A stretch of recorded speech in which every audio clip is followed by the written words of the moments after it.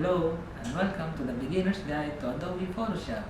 My name is Hector Duran, a trainer from Philippine Training Center here in Dubai. This is the course for the beginners in Adobe Photoshop, wherein the topics that we are going to discuss are the basics, and eventually we will create a project. So what are we going to create in this course? For this course, we are going to carry out a design project.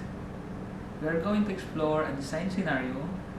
We will also create an artwork for a children's cover book.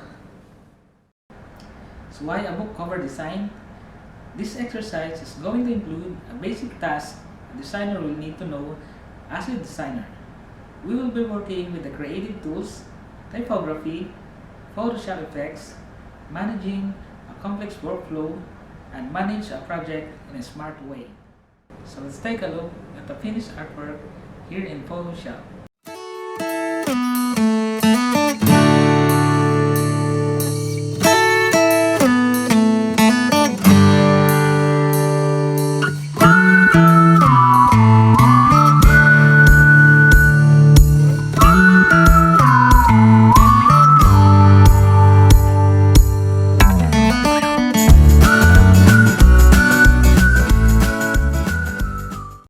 We have three main sections in this course.